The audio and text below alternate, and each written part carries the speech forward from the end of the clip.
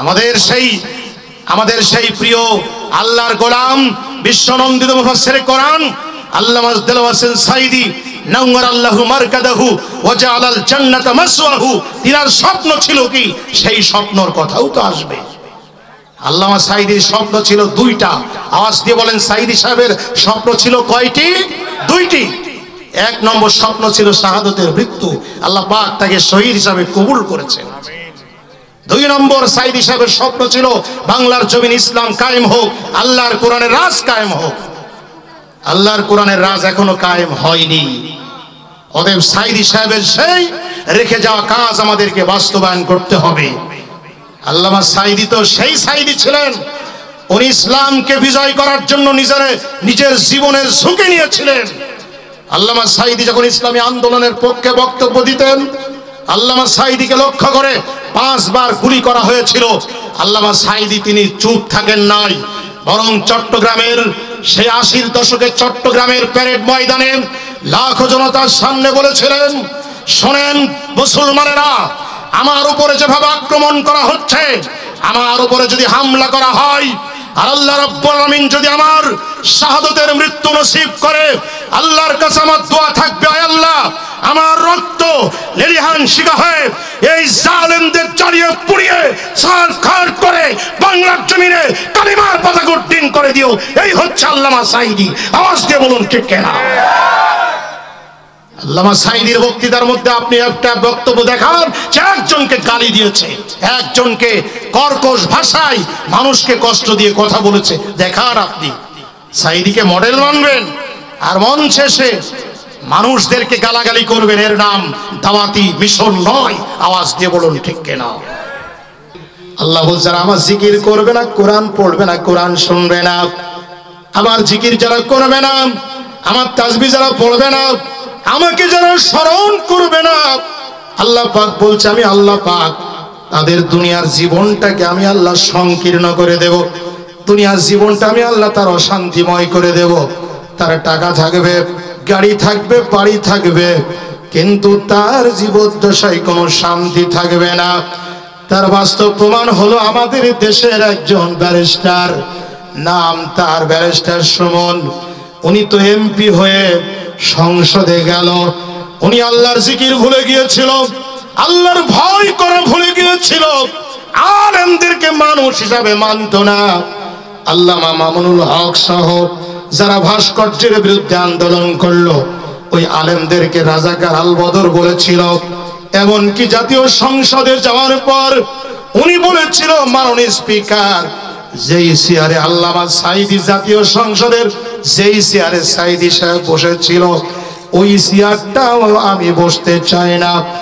তার মানে হলো আলেম বিদ্বেষী ছিল, আল্লাহর জিকির ভুলে গেল, এই জন্য দুনিয়ার জীবনে লাঞ্ছিত হচ্ছে।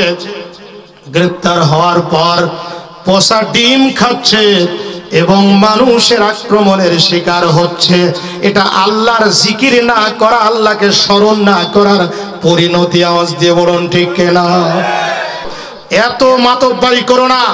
আমরা হিন্দু মুসলিম বাংলাদেশের স্বাধীনতা সার্বভৌমত্ব অক্ষুণ্ণ রাখার জন্য, বাংলাদেশের লাল সবুজের পতাকার মর্যাদা টিকে রাখার জন্য রক্ত দিতে পারি, জীবন দিতে পারি।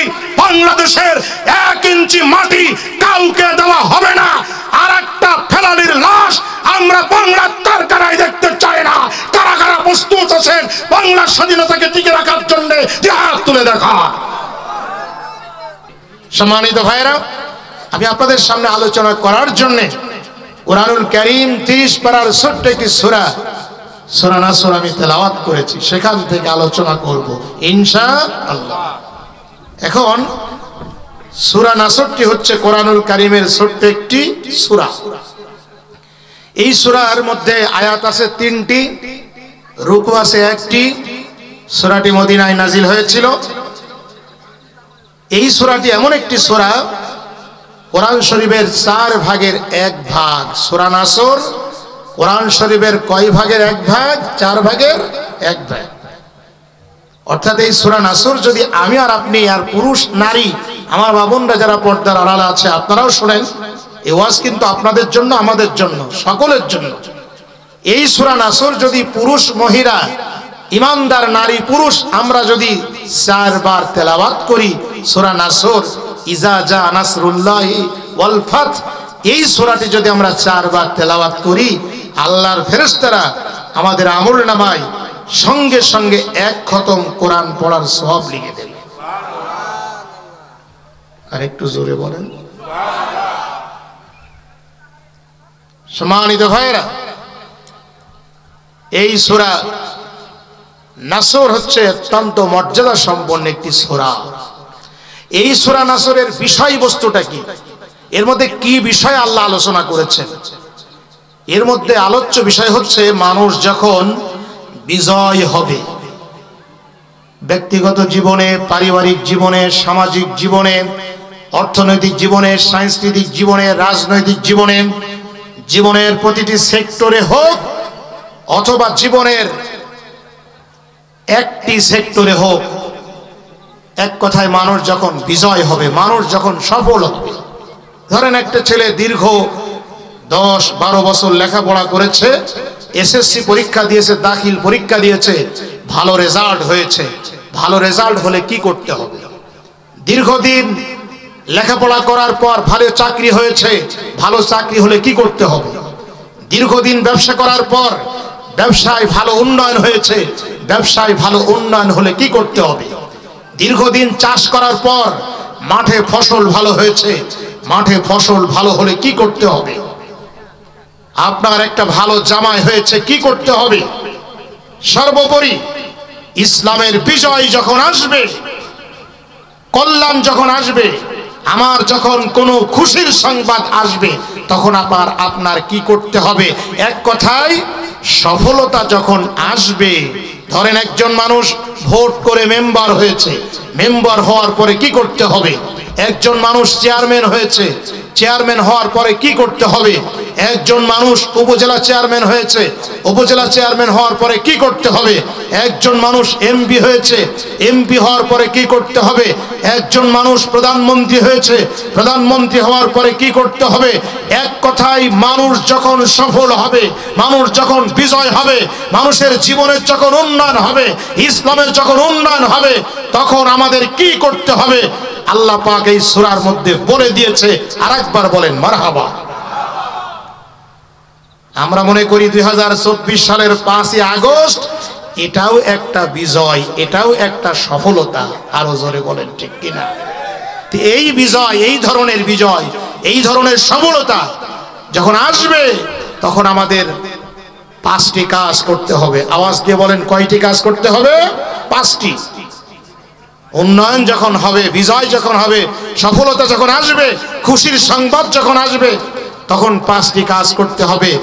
3টি কাজের কথা আল্লাহ সূরা নাসরের মধ্যে বলেছেন, আর 2টি কাজের কথা হাদিস শরীফের মধ্যে আছে। আমি একটি একটি করে আপনাদের সামনে বলবো ইনশাআল্লাহ। সম্মানিত ভাইরা আমার, আমরা একটু সূরা নাসর, যেহেতু সূরা নাসর থেকে আলোচনা করব, এই জন্য আরেকবার আমরা সুন্দর করে পড়ে নিই।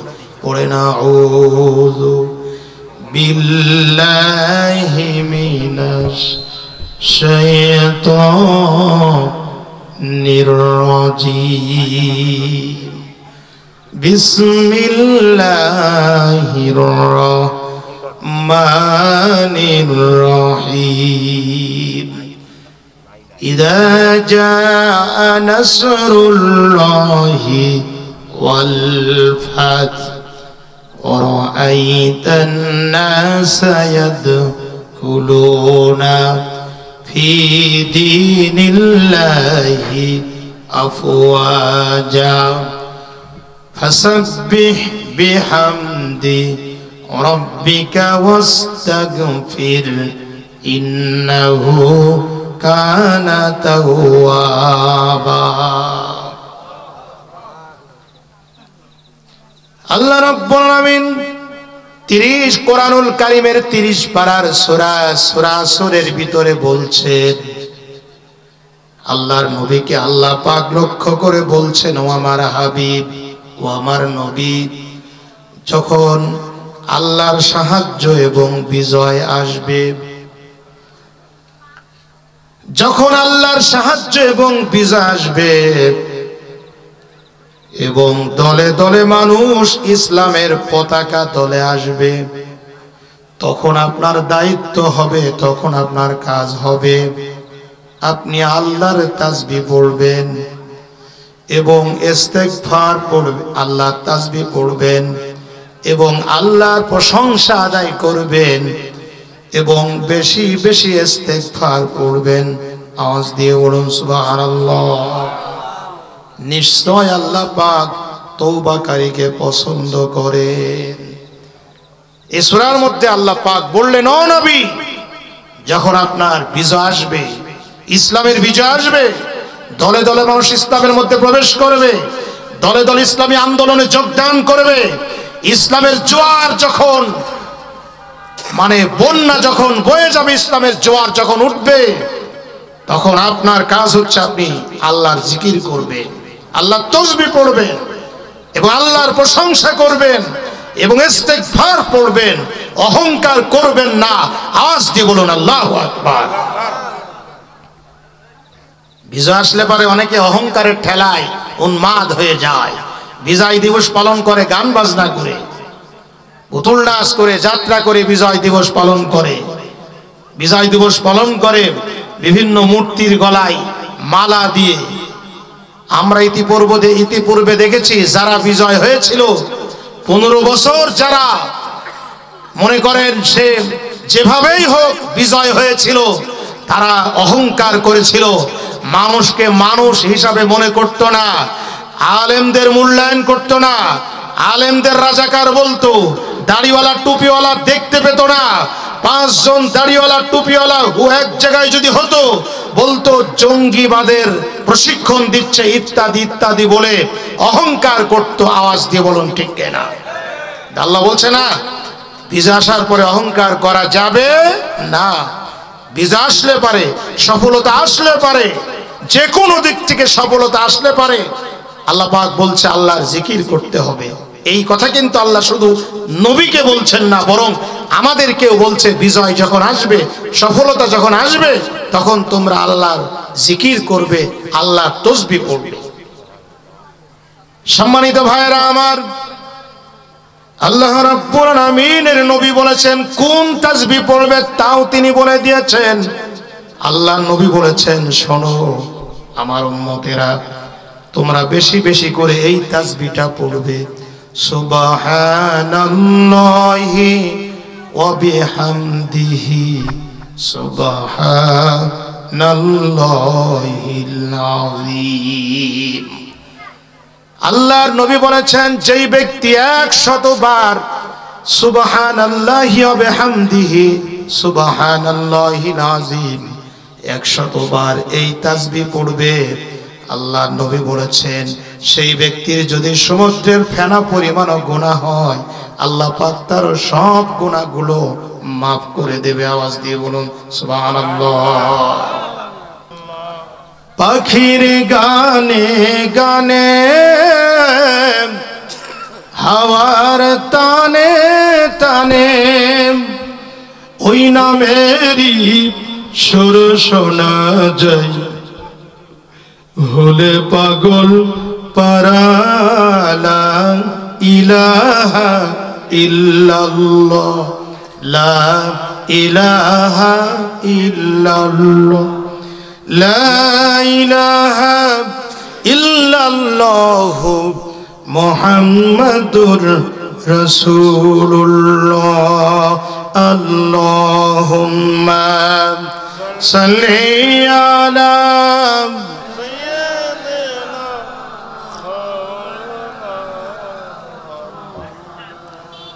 ওয়া আলা আলি সাইয়্যিদিনা মাওলানা।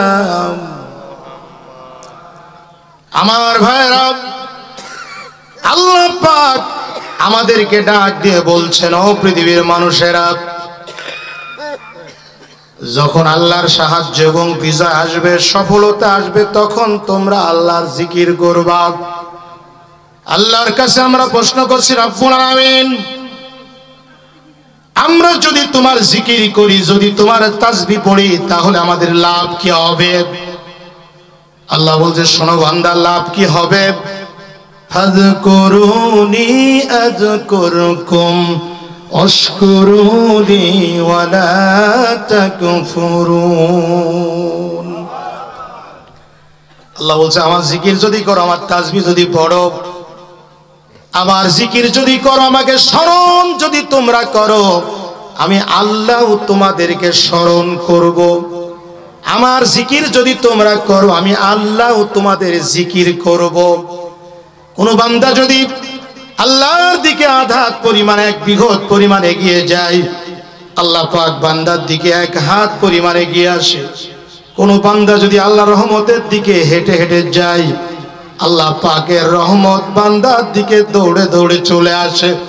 এজন্য আমরা যদি জিকির করি, আল্লাহর স্মরণ করি, বিপদে আপদে মুসিবতে দুঃখে সুখে সর্বাবস্থায় যদি আমরা আল্লাহকে স্মরণ করি, আমার আল্লাহ আমাদের ভুলে যাবে না। আওয়াজ দিয়ে বলুন ঠিক কিনা? এজন্য আল্লাহ বলছে আমার জিকির করো, আমাকে স্মরণ করো। ইয়া আইয়ুহাল্লাযীনা আমানু যকুরুল্লাহ যিকরান কাসীরা ওয়াসাব্বিহুহু বুকরাতাও ওয়া আসীলা। আল্লাহ পাক বলছে ইমানদার তোমরা আল্লাহর জিকির করো, বেশি বেশি করে আল্লাহর জিকির করো, আল্লাহকে স্মরণ করো, আর সকাল সন্ধ্যায় আল্লাহর তাসবিহ পড়ো।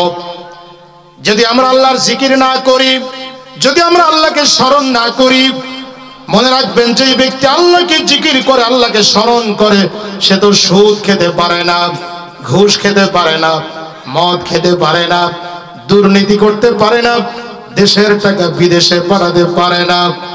সেই ব্যক্তি কখনো মা বাপকে কষ্ট দিতে পারে না, বড়কে সম্মান করে, ছোটকে স্নেহ করে, আলেমদেরকে তাজিম করে। যে ব্যক্তি আল্লাহকে স্মরণ করে, সে কারো হক নষ্ট করতে পারে না, জমি কারো ফাঁকি দিতে পারে না। যে ব্যক্তি আল্লাহকে ভয় করে, আল্লাহর জিকির করে, সে ব্যক্তি কখনো কোরআনকে অপমান করতে পারে না। আওয়াজ দিয়ে চিৎকার দিয়ে জোরে বলুন ঠিক কিনা?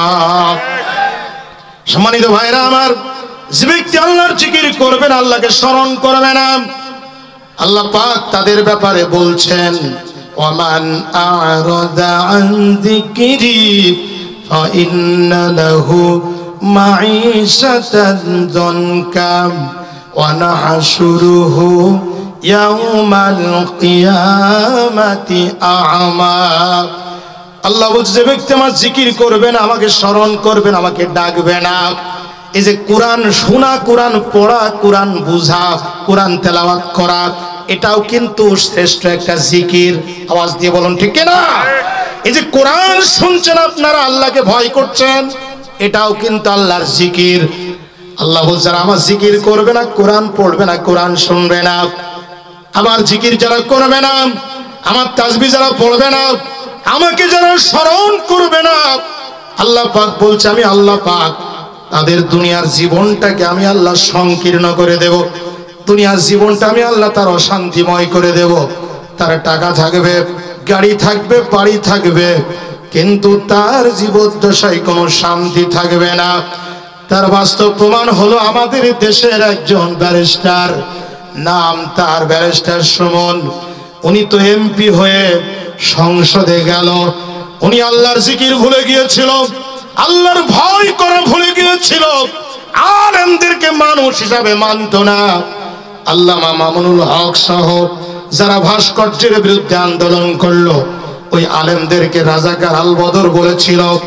এমনকি জাতীয় সংসদে যাওয়ার পর উনি বলেছিল মাননীয় স্পিকার, যেই চেয়ারে আল্লামা সাঈদী জাতীয় সংসদের যেই চেয়ারে সাঈদী সাহেব বসেছিল, ওই চেয়ারটাও আমি বসতে চাই না। তার মানে হলো আলেম বিদ্বেষী ছিল, আল্লাহর জিকির ভুলে গেল, এই জন্য দুনিয়ার জীবনে লাঞ্ছিত হচ্ছে। গ্রেপ্তার হওয়ার পর পচা ডিম খাচ্ছে এবং মানুষের আক্রমণের শিকার হচ্ছে। এটা আল্লাহর জিকির না করা, আল্লাহকে স্মরণ না করার পরিণতি। আওয়াজ দিয়ে বলুন ঠিক কিনা? আল্লাহ পাক বলছেন যে ব্যক্তি আমার জিকির করবে না, যে ব্যক্তি আমার জিকির থেকে দূরে থাকবে, আমি আল্লাহ দুনিয়ার জীবনে তাকে লাঞ্ছিত করব এবং কিয়ামতের ময়দানে আমি আল্লাহ পাক তাকে অন্ধ করে তুলব। এই অন্ধ মানুষগুলি কিয়ামতের ময়দানে আল্লাহকে ডাক দিয়ে বলবে, আল্লাহ ক্বালা রাব্বি লিমা হাশারতানি আমা ওয়াকাদ কুনতু বাসীরা। ও আল্লাহ, দুনিয়ার জীবনে তো সব দেখতে পেতাম, একটা খড়কুটাও দেখতে পেতাম, সূচ পর্যন্ত দেখতে পেতাম, এই কিয়ামতের দিন কেন তুমি আমাকে অন্ধ বানিয়ে উঠালে? ও আল্লাহ, কিছুই তো দেখতে পাই না, এই গজব আল্লাহ তুমি আমাকে কেন দিলে?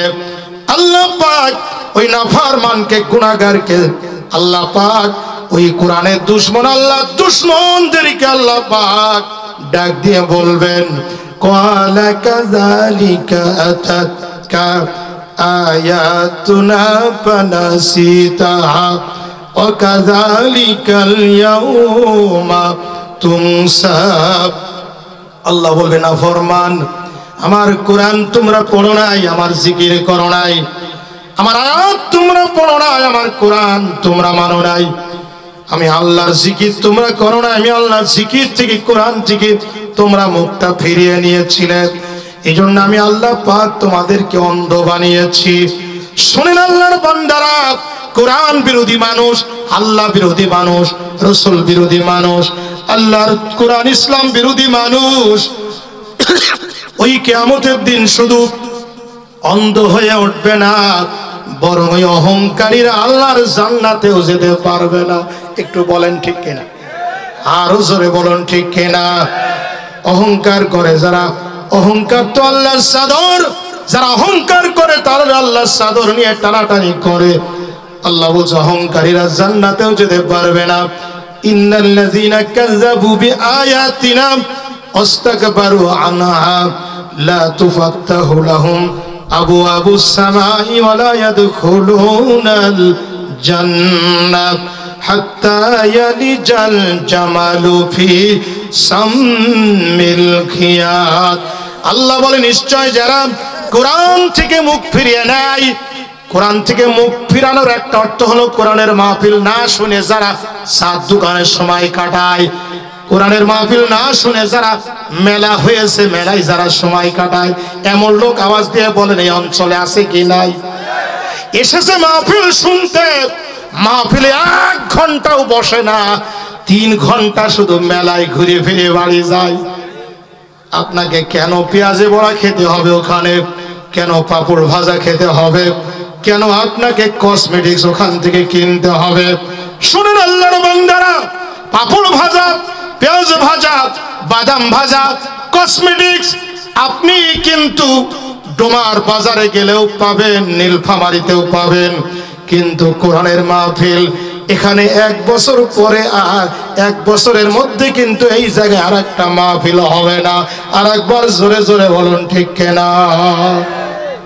এই জন্য অনুরোধ করে বলছি, শোনেন আল্লাহ বলছেন যারা কোরআন থেকে মুখ ফিরিয়ে নেবে, অহংকার করবে, আল্লাহ বলছে তাদের জন্য আসমানের দরজা খোলা হবে না এবং তাদেরকে জান্নাতেও প্রবেশ করানো হবে না। সূর্যের ছিদ্র দিয়ে ওট প্রবেশ করানো যেমন অসম্ভব, ওই কোরআন বিরোধী, আল্লাহ বিরোধী অহংকারীদেরকে আল্লাহর জিকির করে না যারা, তাদেরকে আল্লাহর জান্নাতে ঢুকানো তেমন অসম্ভব ব্যাপার। এজন্য আপনারা বলেন, সর্ব অবস্থায় আমরা জিকির করব কার? স্মরণ করব কার? সম্মানিত ভাইরা আমার, আমার মায়েরা, এখন হয়তো আপনারা মনে করছেন হুজুর বুঝলাম, সফল যখন হব, বিজয় যখন হব, পরীক্ষায় যখন পাশ করব, মাঠে ফসল যখন ভালো হবে, আমার ব্যবসায় যখন উন্নতি হবে, আমার যখন ভালো চাকরি হবে, আমাদের যখন সফলতা আসবে, আমাদের যখন বিজয় হবে, ইসলামের বিজয় যখন হবে, এত মাতব্বরি করো না। আমরা হিন্দু মুসলিম বাংলাদেশের স্বাধীনতা সার্বভৌমত্ব অক্ষুণ্ণ রাখার জন্য, বাংলাদেশের লাল সবুজের পতাকার মর্যাদা টিকে রাখার জন্য রক্ত দিতে পারি, জীবন দিতে পারি। বাংলাদেশের 1 ইঞ্চি মাটি কাউকে দেওয়া হবে না। আর একটা ফেলানির লাশ আমরা বাংলার কারখানায় দেখতে চাই না। কারা কারা প্রস্তুত আছেন বাংলার স্বাধীনতাকে টিকে রাখার জন্য হাত তুলে দেখা।